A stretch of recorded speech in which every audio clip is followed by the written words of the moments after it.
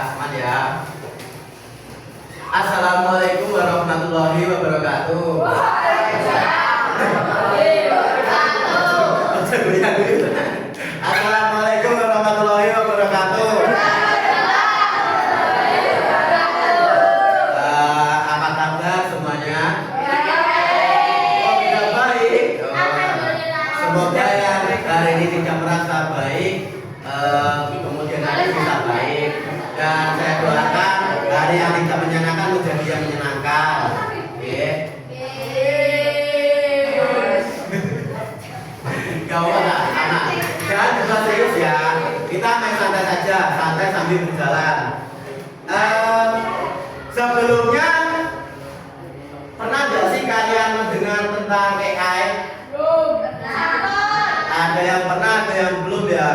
Nah, di sini nanti saya akan mempraktekkan atau memberikan sedikit gambaran umum AI itu seperti apa, kader kreatif itu seperti apa, dan bagaimana mengimplementasinya.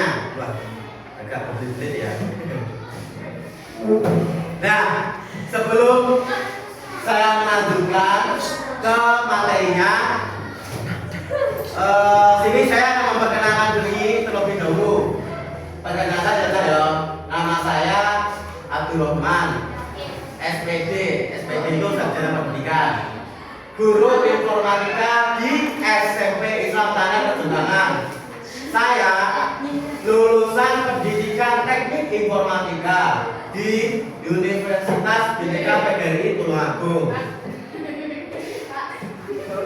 Dan saat ini saya mengajar mata pelajaran informatika dan menjadi fasilitator pelatihan kecerdasan artifisial untuk guru.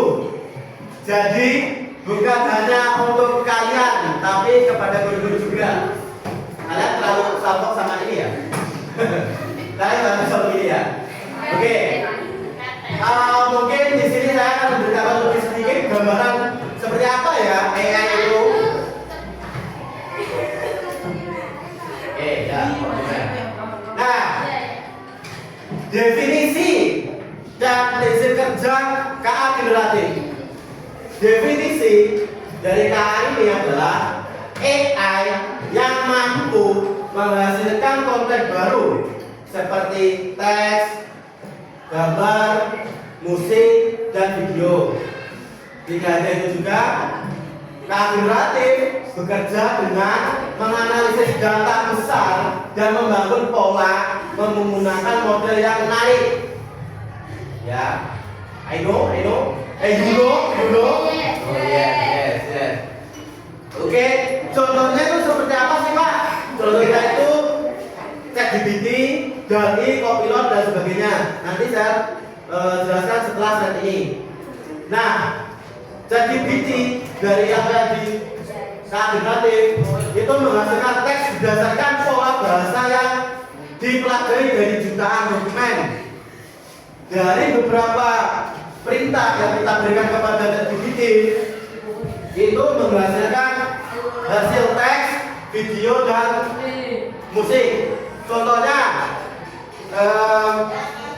ChatGPT buatkan saya materi tentang KA generatif, buat juga video pembelajarannya ketika guru menerangkan bagaimana KA generatif dan implementasinya beserta siswa yang mendengarkan secara baik, dibuat dengan semenarik mungkin. Itu AI generatif akan menggenerate hasil yang kita perintahkan, mungkin dari video, foto, dan juga musik. Paham? Paham ya? Paham. Jangan insya Allah paham lah. Paham Pak? Kalau belum paham kita langsung praktek nanti ya, waktu di lab komputer. Nah, sebelum itu ada perbedaan AI dan generatif AI. Nah, terus bedanya apa Pak? AI dan generatif AI hampir sama, cuman penjabarannya itu lebih beda. Kalau AI secara umum itu fokus pada pengambilan keputusan perurusan, klasifikasi, sama prediksi. Itu ES secara umum. Tetapi ada juga generatif, fokus pada penciptaan konten baru seperti teks, gambar, dan suara. Contoh AI umum yang sering kita lihat itu adalah di HP kalian masing-masing. Di HP kalian masing-masing itu kan ada fitur pengenalan wajah untuk membuka HP. Mungkin tuh bisa nyala ya. Itu gimana saya? Itu sebagai contoh. Deteksi wajah sama Google Translate. Loh, Pak, Google Translate itu asal masuk AI. Bukan sih, lebih tepatnya AI secara umum. Ya. Dan contoh generatif itu seperti apa sih? Generatif itu meliputi dari ChatGPT, DALL-E sama Copilot. Nah, di sini sudah mengartikan beberapa generatif seperti ChatGPT, DALL-E sama Copilot. Sudah? Belum lah ya, aku sudah tahu kalian belum pasti ya. Intinya kayak gitu. Saya sudah tahu. Sudah tahu, boleh. Nah, untuk contoh tool generatif yang saya sebutkan dari yang ini ya, dari perbedaannya kan ada contohnya. Generatif itu kan ChatGPT, DALL-E sama Copilot. Nah, dari beberapa itu ada penjelasannya dari masing-masing generatif. Contohnya ChatGPT menghasilkan teks dan percakapan. Yang dimaksud menghasilkan teks dan percakapan itu seperti apa sih, Pak? Ketika kita memberikan perintah kepada ChatGPT seperti prompt itu perintah kita ya, itu bisa merespon hampir sama sih sama Google, cuma ChatGPT itu lebih mendetail. Contoh, berikan saya materi tentang berpikir komputasional. AI akan menggenerate prompt kita untuk menghasilkan sebuah teks penjelasan. Nah, selanjutnya itu ada DALL-E. DALL-E adalah generatif yang membuat gambar dari teks. Kalian kenapa sih kalau sudah senyum? Saya kesenyum juga kayaknya. Nah gitu ya. DALL-E membuat gambar dari teks. Jadi intinya kayak gini. Sama yang saya jelaskan tadi untuk DALL-E ya. Tapi secara simpelnya DALL-E itu kayak mengenerate hasil dari tes kita menjadi gambar yang menarik. Selanjutnya Copilot. Copilot itu membantu menulis kode program. Selanjutnya SoundDraw atau Aiva untuk membuat musik generatif, dan Sora untuk menghasilkan video dari deskripsi teks. Ya.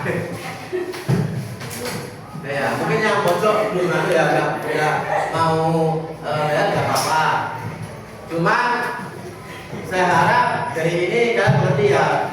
Sora itu AI generatif yang mengenerate teks yang bisa membuat kita tahu bagaimana cara pembuatan video. Ya mungkin contohnya video-video pendek yang sekitarnya itu 30 atau 20 menitan. 20 menit detik. Video pendek.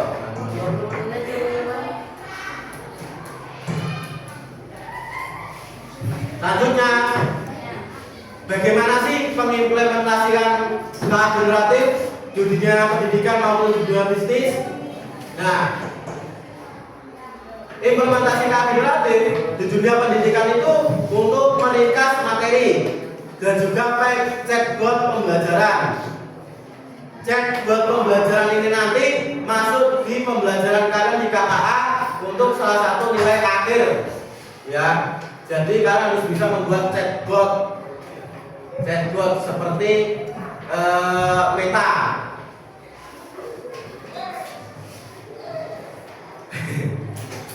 Selanjutnya untuk di dunia media itu untuk menulis artikel, membuat infografis. Kalau di dunia bisnis itu chatbot, promosi otomatis dan analisis pasar. Di dunia industri kreatif, musik, ilustrasi, video dan cerita.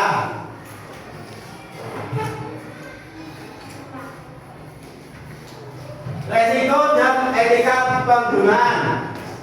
Pasti di dunia ini tidak ada namanya yang sempurna ya. Pasti ada resiko atau tanggung jawabnya tersendiri ya. Nah, untuk resiko dan etika penggunaan yaitu adalah bahwa deepfake, hak cipta, privasi dan etika.